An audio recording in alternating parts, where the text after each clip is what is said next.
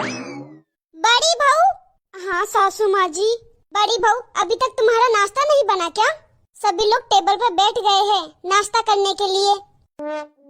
बस बन गया है सासू माँ जी, अभी लेके ही आ रही थी मैं नाश्ता। ठीक है, जल्दी लेके आओ। पता नहीं क्या करती रहती है सुबह से। मैं भी अकेले कितना करूं? ये काजल पता नहीं कहाँ रह गई। अभी तक इसका शादी का खुमार उतरा नहीं है लगता है। शादी के 2.5 महीने हो गए हैं, फिर भी महारानी किचन में आती ही नहीं है। हाँ? और ना ही किसी काम में मेरी मदद करती है। आज तो मैं उससे पूछ ही रहूंगी कि आखिर ऐसा कब तक चलेगा, कब तक वो आराम करती रहेगी और मैं काम करती रहूंगी। सासू माँ जी। हाँ बोलो। सासू माँ जी, आप मुझे ये बताइए, आखिर आपकी छोटी बहू कब तक आराम करती रहेगी? मैं अकेले सारा दिन कितना काम करती रहूं सासू माँ। अरे तो क्या हुआ, अभी वो नई है और काम करने से तो घिस थोड़ी ना जाएगी। और हाँ बड़ी बहू, आज मैंने छोटी बहू को नाश्ता करते हुए नहीं देखा। क्या बात है, तुमने उसे कुछ कह तो नहीं दिया? अरे नहीं सासू माँ जी, मैं क्यों भला उसे कुछ कहूँगी? आप ही कैसी बातें कर रही हो? तो फिर आज मेरी छोटी बहू ने नाश्ता क्यों नहीं किया? पता नहीं माँ जी, अब तो वो ही बता पाएगी कि उसने नाश्ता क्यों नहीं किया। बड़ी बहू, तू उसकी जेठानी है, तू उससे पूछ नहीं सकती कि उसने नाश्ता क्यों नहीं किया? या तो उसकी तबीयत खराब होगी, जाके उसे उसके कमरे में पूछ ले। क्या मैं पूछूं? क्या कर रही है? हाँ तू पूछेगी। अब मैं उसके कमरे में जाऊंगी तो अच्छा थोड़ी ना लगेगा कि जेठानी के होते हुए सास को छोटी बहू के कमरे में जाना पड़े। अभी वो नई है, उसको अजीब लगेगा मेरा जाना उसके कमरे में। हाँ ठीक है माँ जी, मैं पूछती हूँ जाके। बिना कहे कोई भी काम ढंग से नहीं कर सकती है, हर चीज मुझे ही बतानी पड़ती है। काजल। हाँ दीदी बोलिए। ये मोबाइल लेकर क्या कर रही है? नाश्ता वास्ता नहीं करना है क्या तुझे? वो दीदी, आज एकादशी है ना, तो मेरा व्रत है, इसीलिए मैंने नाश्ता नहीं किया। मैं हर महीने एकादशी का व्रत करती हूँ, मायके में भी करती थी तो यहाँ पे भी कर रही हूँ। आप लहसुन प्याज का खाना बना रही थी ना किचन में, इसीलिए मैं नहीं आई। अरे काजल, तो तुम्हें बता देना चाहिए था ना कि तुम्हारा व्रत है। दीदी अब मैं क्या ही बोलूँ, व्रत में मेरा अलग खाना रहता है। मैं लहसुन प्याज बिल्कुल नहीं खाती। अब मेरा नया ससुराल है ना, इसलिए मैं सबसे बोलने में झिझक रही हूँ कि क्या बोलूँ और क्या नहीं बोलूँ। और किचन में लहसुन प्याज का खाना बन रहा है तो मैं किचन में कैसे जा सकती हूँ? अब व्रत में मैं कैसे किचन को साफ करके खाना बना सकती हूँ? ज्यादा देर किचन में खड़ी रहूंगी तो चक्कर आ जाएंगे ना मुझे। अरे कोई बात नहीं काजल, तुम बताओ तुम व्रत में क्या क्या खाती हो? मैं किचन को अच्छे से साफ करके अभी बना देती हूँ तुम्हारे लिए खाना। दीदी अगर आप बनाना ही चाहती हो तो साबूदाने की खीर बना देना, कुट्टू के आटे की पूरी बना देना और साबूदाने की खिचड़ी बना दीजिएगा। और हाँ, मेवे का हलवा बनाना तो मत भूलना, और साथ में आलू की चिप्स भी बना देना, और अगर हो सके तो 1 गिलास अनार का जूस भी बना दीजिएगा। ठीक है काजल, मैं अभी बना के लेकर आती हूँ। थैंक यू दीदी। चलो अब काजल के लिए जल्दी से कुछ बना देती हूँ। बहू, अरे ओ बहू, अरे बहू कहाँ चली गई? ये देखो, ये महारानी यहाँ पर है और मैं इतनी जोर जोर से आवाज दे रही हूँ, सुनाई नहीं दे रहा तुझे? क्या हुआ सासू माँ जी? बड़ी बहू, तुम्हारा ध्यान कहाँ रहता है? मैं इतनी जोर जोर से आवाज दे रही हूँ और तुम्हें सुनाई नहीं दे रहा है? वो माँ जी, मैं साबूदाने की खिचड़ी बना रही थी तो इसी वजह से मुझे आवाज सुनाई नहीं दी। क्या साबूदाने की खिचड़ी? बड़ी बहू, तू तो बड़ी चटोरी होती जा रही है। अभी थोड़ी देर पहले ही तो तुमने नाश्ता किया है, अब तो साबूदाने की खिचड़ी बनाने लग गई। अरे नहीं माँ जी, ये मैं अपने लिए नहीं बना रही, ये तो मैं आपकी छोटी बहू के लिए बना रही हूँ। आज काजल का 11 का व्रत है ना, तो उसी के लिए खाना बना रही हूँ। क्या व्रत का खाना? हाँ माँ जी, आज काजल का एकादशी का व्रत है, वो हर महीने रखती है एकादशी का व्रत। वाह, मेरी छोटी बहू कितनी समझदार है। नजर न लगे किसी की। हाँ? सीख, जरा सीख, तू भी कुछ सीख उससे, अपनी छोटी देवरानी से कुछ सीख ले। आज तक तुमने अपने मन से कोई व्रत नहीं किया होगा, और देखो मेरी छोटी बहू कितना पुण्य कमा रही है।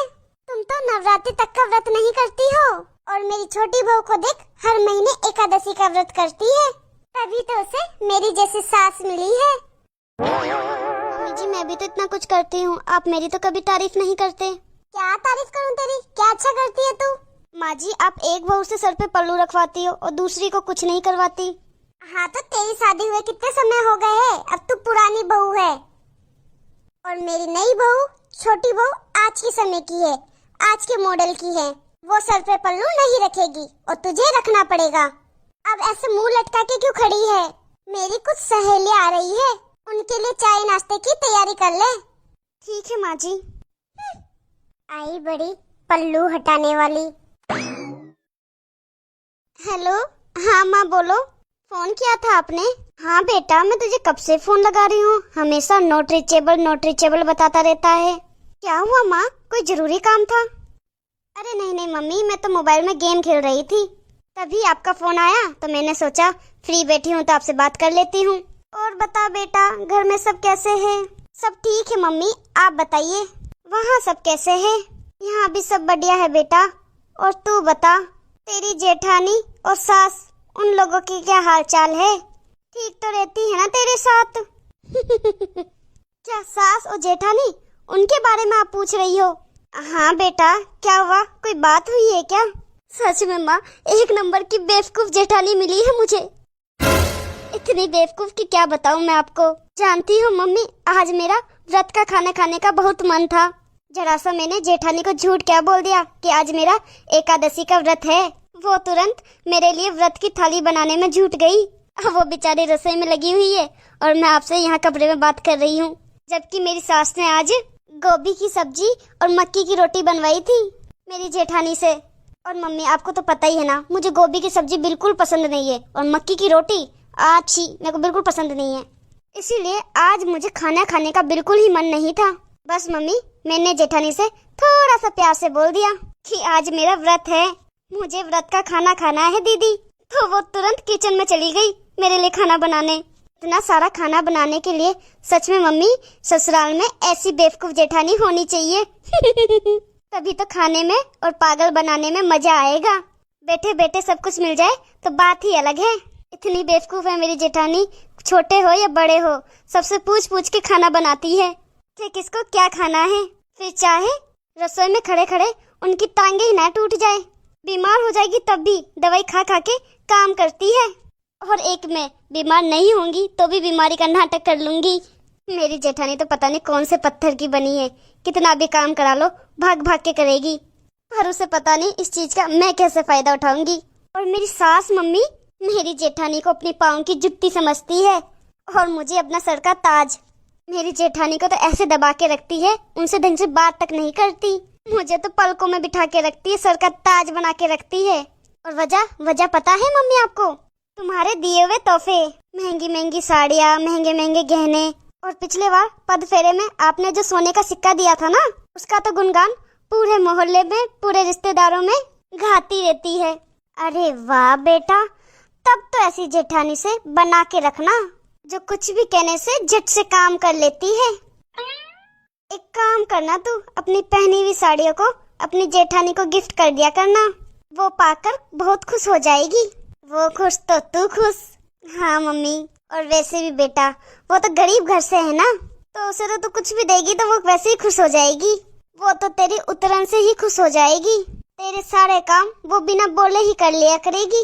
बेटा जैसा तू बता रही है ना कि इतनी बेवकूफ है तेरी जेठानी, तब तो तेरे लिए बहुत अच्छा है।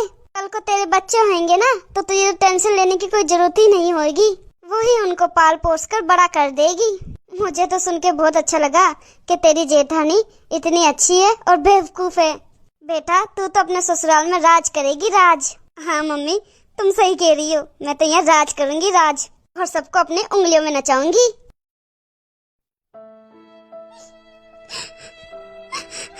आखिर मेरे साथ ही ऐसा क्यों होता है? मैं जिसके साथ अच्छा करना चाहती हूँ वही मेरा फायदा उठाता है। इस घर में आए हुए मुझे 5 साल हो गए हैं। मैंने सोचा था मैं अपने व्यवहार से सबको अपना बना लूंगी, सोचा था सास ससुर को अपना माँ बाप और देवर को भाई बना के रखूंगी। यहाँ तक कि मेरी कोई बहन नहीं थी, मेरी देवरानी आई तो मैंने सोचा उसे मैं अपनी छोटी बहन बना के रखूंगी। सोचा था अपनी बहन समान देवरानी से अपना सारे दुख सुख बांटूंगी, लेकिन ऐसी देवरानी से सुख दुख बांटना ही क्या। सासू माँ ने देवरानी की तारीफ कर करके देवरानी को सर पे चढ़ा रखा है। कभी भी कोई काम करने के लिए उसे नहीं बोलती है, हमेशा मुझे ही काम करने के लिए कहती रहती है। मुझे तो शादी के दूसरे दिन ही काम में लगा दिया था, और देवरानी के तो 2.5 महीने हो गए हैं। उसे तो किसी काम में हाथ तक नहीं लगाने देते। लोग सच ही कहते हैं कि सीधे लोगों को बेवकूफ बनाया जाता है। कोई बेवकूफ बन रहा है तो इसका मतलब ये नहीं है कि उसे तुम बार बार बेवकूफ बनाते रहे। बस अब नहीं।